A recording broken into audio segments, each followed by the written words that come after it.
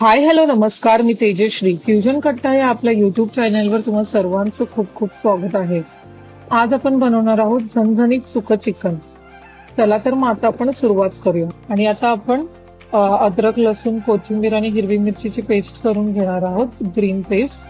तुम्ही बघत असाल अशा प्रकारे हिरवी मिरची, कोथिंबीर, आलं लसूणची पेस्ट आपली तयार झालेली आहे. चला तर मग आता आपण चिकन मॅरिनेट करूया.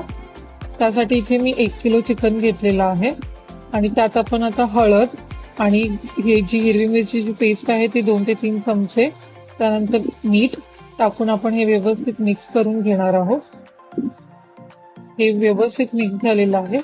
त्यात आता 1 ते 1.5 चमचा लाल तिखट, त्यानंतर 1 चमचा धनेपूड, 1 चमचा चिकन मसाला आणि 1 ते 2 चमचे आपण दही टाकणार आहोत आणि हे व्यवस्थित मिक्स करून घेणार आहोत. व्यवस्थित मिक्स करायचे जेणेकरून सगळा मसाला चिकनला व्यवस्थित लागेल आणि एकजीव होईल. आणि आता आपण हे चिकन किमान अर्धा तास तरी मॅरिनेट करून ठेवू. चिकन मॅरिनेशन ही सगळ्यात इम्पॉर्टंट स्टेप आहे चिकन मधली. जेवढं जास्त वेळ चिकन मॅरिनेट होईल तेवढे जास्त टेस्टी आपलं चिकन होतं. सुकं चिकनसाठी जे खोबऱ्याचं वाटण लागणार आहे ते बनवणार आहोत. त्यात आता मी 1 ते 2 चमचे खसखस, 2 ते 3 चमचे सफेद तीळ टाकते आणि हे व्यवस्थित भाजून घेते. तुम्ही बघत असाल अशा प्रकारे व्यवस्थित भाजून झाले. आता मी याला प्लेटमध्ये काढून थंड होऊन देते.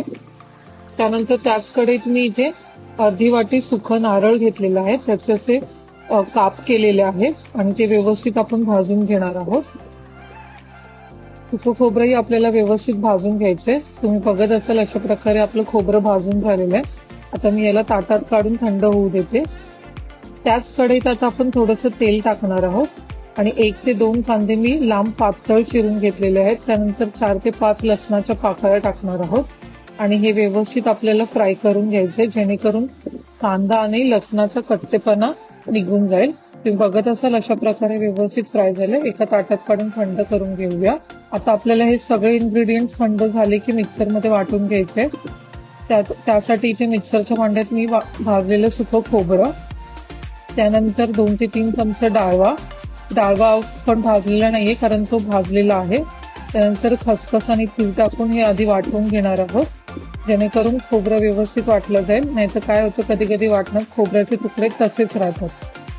त्यानंतर कांदा आणि लसूण, थोडीशी कोथिंबीर आणि थोडंसं पाणी टाकून आपण हे वाटून घेणार आहोत. तुम्ही बघत असाल अशा प्रकारे आपलं वाटण व्यवस्थित वाटून झालेलं आहे. आता ह्याला मी बाजूला ठेवते. आता अर्धा तास झालेला आहे. आपलं चिकन व्यवस्थित मॅरिनेट झालंय. आता आपण चिकन बनवायला सुरुवात करू. तेल आपलं तापलेलं आहे. त्यात मी 2 ते 3 बारीक कांदे चिरून घेतलेले आहे. कांदा आपल्याला व्यवस्थित भाजून घ्यायचा आहे. त्यात आता मी 1 चमचा जे हिरवं वाटण आहे आपलं ते टाकणार आहे आणि हे व्यवस्थित फ्राय करून घेणार आहे.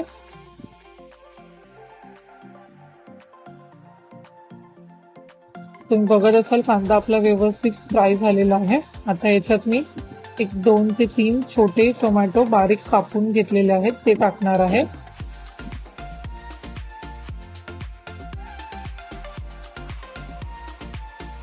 त्यानंतर थोडंसं मीठ टाकणार आहोत, थोडंसं लाल तिखट आणि थोडीशी हळद. त्यानंतर 2 ते 3 चमचे जे आपण खोबऱ्याचं वाटण केले ते टाकणार आहोत. सुक्या चिकनला जास्त खोबऱ्याचं वाटण आपण वापरणार नाही आहोत आणि हे व्यवस्थित मिक्स करून घ्यायचं आहे.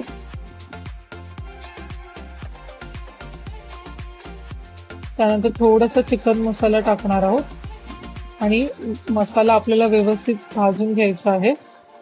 झाकून ठेवूया जेणेकरून आपले टोमॅटो व्यवस्थित मॅश होतील.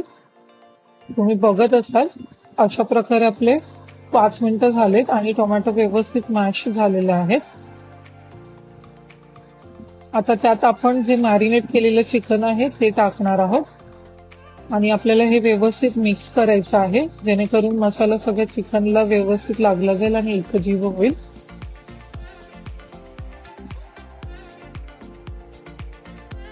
आणि आता आपण किमान अर्धा तास तरी लागेल आपलं चिकन शिजायला. त्यामुळे आपण कढईला झाकण लावून चिकन शिजत ठेवणार आहोत.